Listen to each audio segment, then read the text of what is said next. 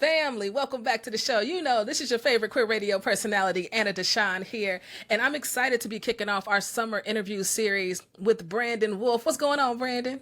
Hey, how are you, Anna? I'm doing pretty good today. I ain't gonna complain. It ain't gonna fix nothing. No way, right? So I want to start off with a few fun questions to sort of just lighten the mood. You know, we host the Queer News Podcast on E3 Radio, which is our queer radio station here in Chicago, playing queer music 24/7, 365. So I always want to know, do you have a go-to karaoke song? Is there that one song? Oh my gosh, that's a good question. I don't have a go-to karaoke song. I feel like I try to avoid karaoke as much as possible. So it's usually whatever I get roped into with the rest of the group, and I'm like trying to sing background vocals if I can. Okay. So we got something out of that. You the background vocal person? Yeah. I'm good with Uh, that. I'm good with background vocals. Okay, very good. And then what song right now is in your playlist that's getting the most rotation?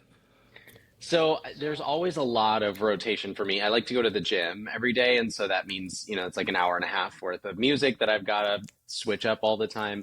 But I have to tell you, I was really surprised by how good Ava Max's new album is. I was not Oh, expecting it to be no skips, front to back, every song I love, but that for me is on repeat for sure. okay, something for me to check out. I appreciate that. Um, Apple Music, here I come.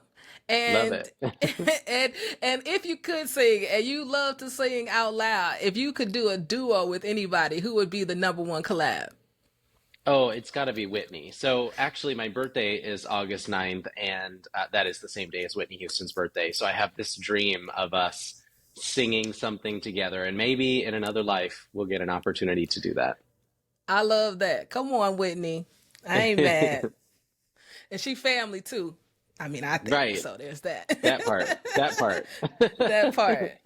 Brandon, when I thought about doing this summer interview series and started making asks, you were at the top of my list because Oh, thank I've you. been following your work for a while, and I mean, it really starts with Pulse, right? So I think we should start there. So when I say June 12th, 2016, what does that bring up for you? I mean, I think it won't surprise people that it's difficult to think about even to this day. That before June 12th of 2016, I was a person in search of normal as a queer black man in America. I grew up wondering if the world would ever really be big enough for someone like me. I grew up in a majority white, very conservative town in rural Oregon. I have an all-white family that I was adopted into, and so there was this sense of isolation from my identity from a very young age. I always felt like I had to try to be black enough for some spaces, white enough for other spaces, and masculine enough to move through every space without, fear of violence or discrimination. And so, really, before June 12th of 2016, that was all my focus was, trying to find a place to exist in this world. And I found that. I found that in Orlando. I found that in Chosen Family. I found it in spaces like Pulse Nightclub, which, as you know, are important lifelines in our communities, right? These safe spaces. I know that term comes with baggage, but the truth is, they're refuges we carve out for each other. They are little places tucked away where we can hide from a world that essentially threatens violence and discrimination against us every time we walk out the door. So that was life for me before the shooting of June 12th, 2016. And after that, everything changed. So when I think about that day now, I think about the pain of losing my best friends. I think about the grief. I think about the way it shattered our community. I think about the anger that it filled me with, knowing that this country had so let down so many people. And I also think about my newfound sense of obligation and purpose. That up until that point, I didn't see my purpose being, advocating for civil rights or even understanding how the political process worked. But in that moment, having the blindfold ripped from my eyes and seeing just how directly impacted we are by political inaction on gun violence, by rampant anti-LGBTQ bigotry, I understood that I had a different kind of purpose on this planet. So I talk a lot on the show about living at the intersections and what it Hmm. means when, at any given moment, a part of your identity could be under attack. And you really do have to choose which battles you're choosing to fight and be very clear about the war that you're going after, right? And then we see Florida today in comparison to Florida 7 years ago. I guess my question is, how do you think we got here today, 7 years later in Florida? From polls to today, I mean, I feel like it's night and day. Yeah. So I moved to Florida in 2008, and what I tell people is Okay. I'm not a Floridian by birth, I'm a Floridian by choice, and I chose Barack Obama's Mm, Florida, not Ron DeSantis's Florida, and they are two very different mm, places, right? I moved to Orlando because I wanted a place that was much more diverse. I wanted people that looked like me, people that loved like me, and I found that. And to this day, I think Orlando, in many ways, is the seat of the resistance to the DeSantis brand of right wing, hysteria and extremist politics. But there's a lot that's taken us from Pulse in 2016 to this moment in 2023. Not the least of which is, electing Donald Trump as president of the United States and unearthing a lot of these things that were hidden just under the surface that people would dance around and call economic anxiety when really they were just racism and homophobia and misogyny and all the things, right, with a different veneer on it. So I think that's number one, is that electing Donald Trump president really brought a lot of those things to the surface. They empowered a lot of the kind of bigotry and hate that now fuels the right wing in politics. And they also gave rise to people like Ron DeSantis, who in 2018 was sort of an afterthought in the gubernatorial election. He was this kind of random, weird right wing congressman. And then Donald Trump endorsed him, and he skyrocketed in the polls. He won a nomination, and he barely won a general election. And so it's sort of this like Trumpification of politics, and then the installation of Ron DeSantis. He sort of spends a year like trying to appear moderate, even though he's never really been very moderate. And then COVID happens, and he uses real fears about school closures and masks and vaccines to become the right wing extremist brand that he is. And now he has totally, like Donald Trump, captured the political machinery in the state of Florida. He's struggling on a national stage because, first of all, he has the personality of a wet mop. And second of all, his policies aren't really very popular in general. But here in Florida, he has managed to capture the imagination of a right wing that feels emboldened in the area of Donald Trump politics, that is hyper obsessed with easy access to guns, that has found the boogeyman they need in the transgender community. It's sort of all of these things mixed together, and Ron DeSantis is riding that train, he hopes, to the Oval Office. Yeah, and I'm sure all of his supporters are too. But then there's y'all, right? There's you, there's Equality Florida fighting him every step of the way. And tell me, we hear a lot about what the extremists are doing in Florida. I want to hear about what y'all are doing in Florida. What does it look like to be queer in Florida right now? And how are y'all fighting back in all the ways? I would love to hear. Yeah, I thank you for asking, because I that's the story that I wish I heard more about in terms of, what Florida looks like right now. Because again, as you said, you hear about all the extremists. You hear about Moms for Liberty.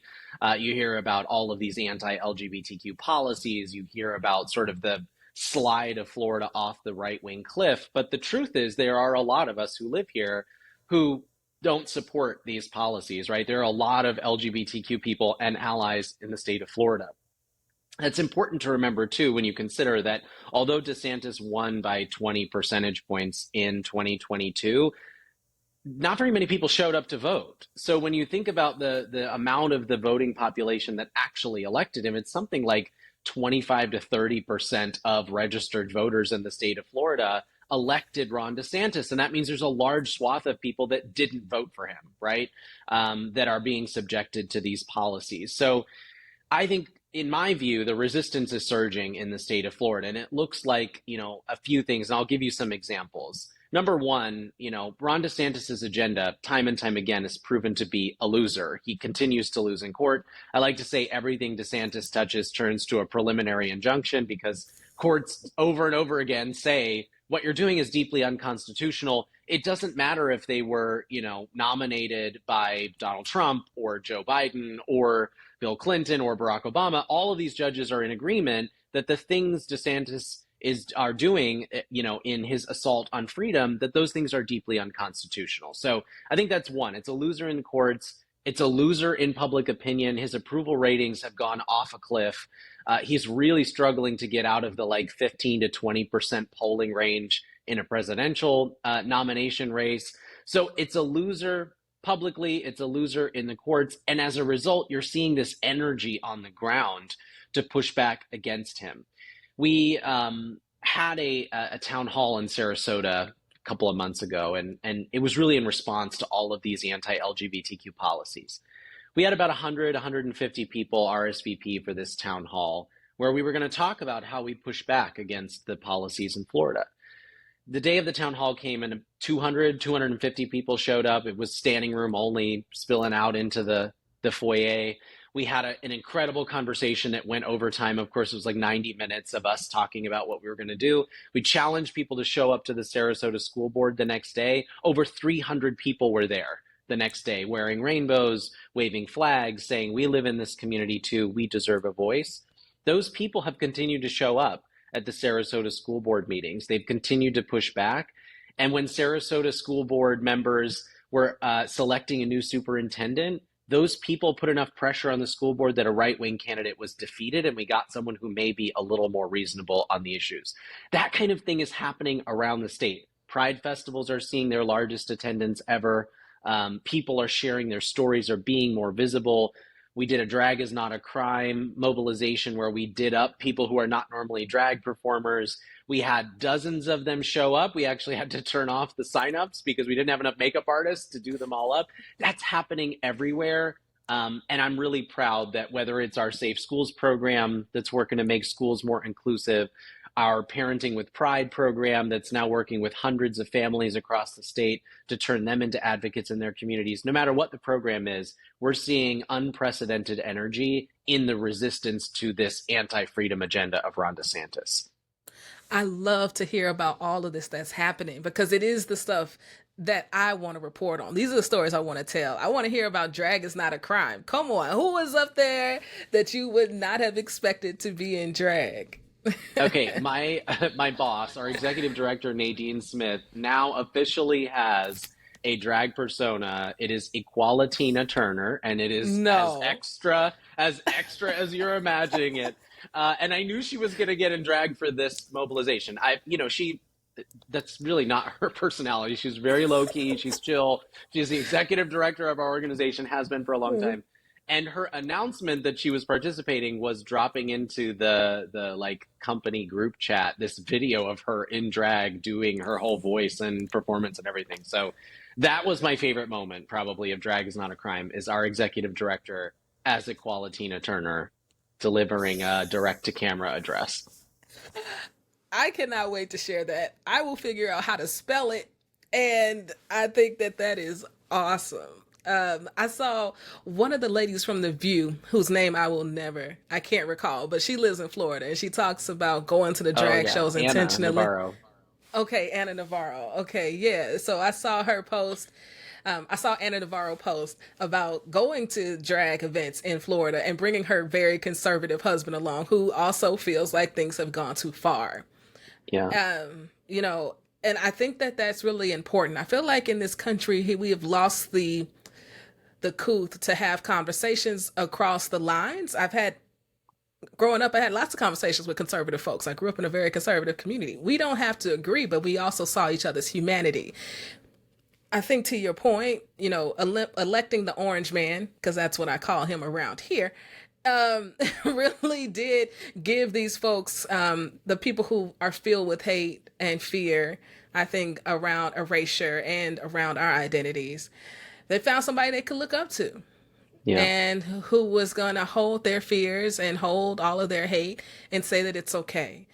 And, I had the opportunity to hear Nadine Smith at Equality Illinois at the gala earlier this year. And she talked about how she feels like at the end of the day, we're going to win. Yeah. And that we're going to be further ahead than when we started. How are you keeping hope around that around that idea that we will definitely win this? Well, there are a couple of things that make me optimistic, that give me hope. First of all, I appreciate you calling out, the loss of the ability to have real conversations in this country. There are a lot of reasons for that. In fact, Barack Obama had a great interview where he talked about social media ecosystems and living in a world where all we ever hear is we're the smartest person in the room is actually really damaging to us, right? And so there are a lot of reasons that we struggle to have those conversations. But what I've found over the last couple of years is that there are still common threads that bind us all. And when you hear people like Anna Navarro's husband saying, I think something's off, something's gone too far, we're starting to pull at those shared American values. We're having this conversation on the same week that we celebrate, some people celebrate July 4th. And July 4th, at its core is about freedom, right? Now, listen, we're a country that has not ever really afforded freedom to everyone. And there are things we have to atone for and reconcile with. But at its core, Americans still value freedom as something that is, a value worth defending, that it should be an unconditional value that we offer to everyone, that we're striving to give everyone access to that freedom. And so when we're having conversations about these policies and the way that right-wing politicians are showing up in our communities, even conservatives begin to agree that this doesn't feel like freedom to me. Free states don't ban books about people. Free states don't censor classroom curriculum. Free states don't erase AP African American Studies because it includes conversations on intersectionality or queer theory, right? Free states don't rip healthcare from people because you disagree with how they identify. That is not what freedom actually feels like. And so as we start to have these conversations, that feels like a value, a thread that we can pull at that begins to bring people together across those lines. In terms of what gives me optimism and hope in this moment, I agree with Nadine. I think, number one, right-wing backlash is a lagging indicator of where society is. They are fighting so hard because they already lost the culture war. There's no putting the genie back in the bottle, right? There's no world where young people can't go on TikTok or Instagram or even the new threads and see that there are queer people that exist, right? There's no world where there aren't books about queer people on shelves or movies with queer characters. And the right wing is fighting back fiercely against it, knowing that there is no winning that war, that LGBTQ people exist, will always exist, and there's no way to erase us. And the other thing that gives me hope, I'll just close with this, is that we've been here before as a community. This is not the first time the LGBTQ community has been used as a cudgel. It's not the first time our existence has been hypersexualized or demonized or politicized. That actually has been our entire existence in this country and beyond. And guess what? Every single time the right wing has used us as a punching bag, we've always found a way toward progress. We've always marched toward justice and freedom for all people. I believe that we're going to find that same sense of fight back right now, and we're going to do it with more allies and more resources than we've ever had. And that's the hope that I want to give folks during this interview series, is that this is only the beginning. And we are in this for the long haul. And I believe we are having a reckoning with democracy. And so when you talk about freedom, we are talking about at the heart of what democracy is. And I agree. That's right. I think most Americans believe in democracy. Right. I think United States of America is a great experiment. Right. And we have failed numbers of times. But those who fight for freedom. Right. Oh, gosh, I think about Ella Baker in this moment. We who believe in freedom cannot rest. Right. That is her quote, which then turned into a wonderful song, Sweet Honey on the Rock. I think about that because those who have always been underrepresented or on the margins have been determined to say, I will not settle for this.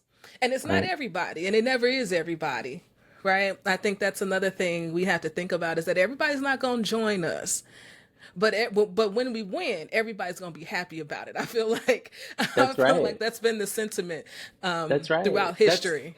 That's another thing that Nadine says really well is, our job has always been to fight for an inclusive brand of freedom, right? A welcoming brand of freedom, a truly American brand of freedom that tells everyone, no matter who you are, no matter who you love, no matter who you worship or don't worship, it doesn't matter. You should have access to freedom because that is our core fundamental American value.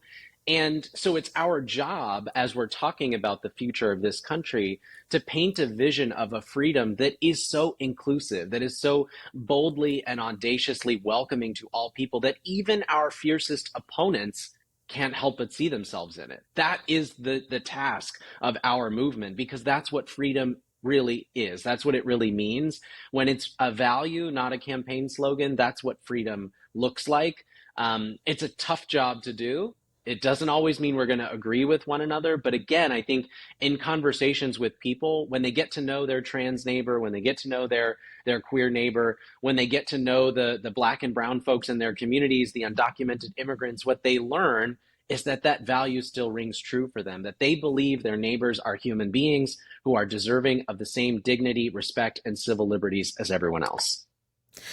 Period. Nothing else needs to be said on that. I mean, that is really at the heart of it. And that's really why I do what I do, right? So we've got Queer News telling stories, and then we just started The Cube, which is our podcast production company that tells the stories at the intersections of race and sexuality, and a place of discoverability for the very best BIPOC and QTPOC podcasts out here in the space. Because we have to be able to see representation in like a very tangible way. And we also have to be able to tell the stories of folks who are on the margins, because that is where we see their humanity. And storytelling gives us the ability to do that in such a beautiful way, and in a way that doesn't elicit a response. It's just like, hey, here's my story. Get to know who I am. And at the end of the day, if you still feel like I don't deserve a right, then this is a conversation that I can't help. I can't help you after that. But when you know somebody, when you can hear their story, there's just no way you can believe that they don't deserve the same human rights as you. We can disagree, but if you believe in democracy and freedom, there's no way I, sitting here as a tax-paying citizen, should have anything less than what you have in your experience walking the streets of the United States of America every single day. I mean, I think for me, it's just that simple. That's right. And by the way, regardless of what you hear about the rise of right-wing extremism, a vast majority of people agree with you. That's where a vast majority of the country is. A vast majority of the country are good people, kind people who want to do well by their neighbors. We are, pummeled with poison, political poison every day. Social media is rife with it. Obviously, Twitter is rife with it. The, cable news media infrastructure is rife with it. We're ingesting that poison every single day, and it makes us act in ways that are unnatural for us, that are outside where we usually live. But again, when we break down those barriers, when we get past the talking points, when we move past these media ecosystems we're living in and we see each other as human, we fall back on that idea that, this is a human being who deserves exactly the same dignity and respect that I do. Absolutely. And now, Brandon, I can't let you leave here without talking about your new book, because now you're an author, okay? A Place for Us, the memoir, right? No, A Place for Us, a memoir. I don't want to be making up words here. To your book. How exciting is that? Congratulations. Thank you so much. I'm really proud and honored to be able to just capture a bit of my own journey and my story in these pages. And I honestly, the best part of it has been reading people's response and how it's resonating with folks. It warms my heart to read. And tell me, why did you want to write a book now? There have been so many points over the last 7 years that I've thought about whether writing a book would be right for me. And it never just felt like the right time, right? And then the summer of 2020 happened. And for so many people, there was this reckoning. There was, a deadly pandemic that was exposing the fractures in our systems, exposing the holes that people fall in, where they're left behind. And there was the murder of George Floyd that rocked the conscience of the nation. And I was feeling something really particular in the wake of George Floyd's murder, was on a call with Nadine, and she said, you feel a little disconnected. It feels like there's something off about your energy right now.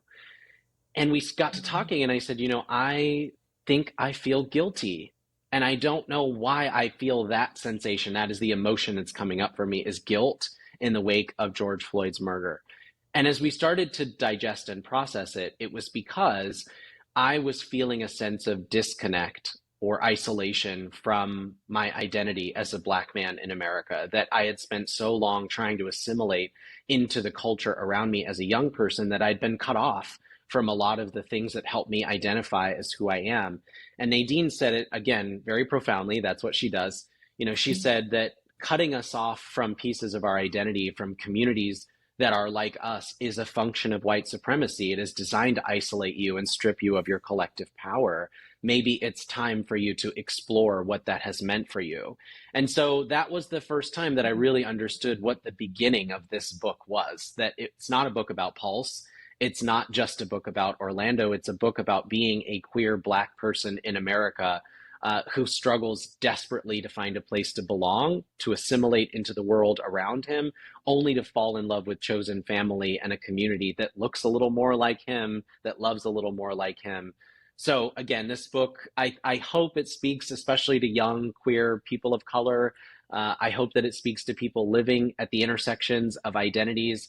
And if you're not one of those people, I hope it speaks to you, because everybody knows what it feels like to struggle to belong. Everybody knows what it feels like to have people in your lives that you love and lose, to get past grief and pain and find purpose in the world. I think it's all around just a beautiful story that I've been honored to be able to share with people. Yes, and I can't wait to read it. So where can we get it? All the places we can get good and bad books? All the places you can get good and very bad books, you can find a place for us. You can also go on my website, brandonwolf.us. I have a whole page dedicated to it, make it easy for you. My only ask is that you share with me what you think of it. That's my favorite part of the process. I love it. And if you visit brandonwolf.us, you'll see all of the amazing reviews, okay, from some of your favorite people. Um, when I saw Joanne Reed's review, I was like, child, you don't need no other review for me. Okay, I was getting the book anyway. She she says, a story of race, place, and the struggle for belonging that will drive you to tears and expand your capacity for hope. And expanding your capacity for hope. I mean, that is a whole lot. That's a whole lot. It's a So lot. you giving folks hope in this book? That's my hope. That's my goal from writing this down. Part of, again, the journey that I wanted to take people on is, I've been through a lot over the last 34 years of my life, but especially over the last seven. Um, there's something that just changes who you are when you lose people you love, not just as friends, but as family. And I Mm. lost family members at Pulse. And what I wanted to share with people, not just the story of belonging and finding a place to be in the world, but the story of how we learn to navigate through those things. Because as a globe, we've been through a lot over the last few years. We've suffered an extreme amount of loss and grief and pain. There's intense division in our society. People have, if they haven't lost family members, they've cut family members off because they're just different these days than they were maybe 5 or 6 years ago. And my hope is that when people finish this book, their capacity for hope is expanded, and they understand the value of being in this thing together. Doesn't mean we're always going to agree. Doesn't mean we're not going to have our moments where we squabble, or that the tensions of our relationship are pulled at. But the only way we get through any of this is together, with community, locked arm in arm, deciding we're going to move society forward. I couldn't agree more. Brandon, can you tell folks where they can follow you? Yeah, I'm on all social media. I don't use TikTok very well, but aside from that, I'm on all social media. You can find me on Twitter. You can find me on Instagram. I am on the new threads at Brandon J. Wolf. I'd love to stay in contact. There it is. And with that, thank you, Brandon, for coming on the show. I appreciate you. Thank you. Anytime.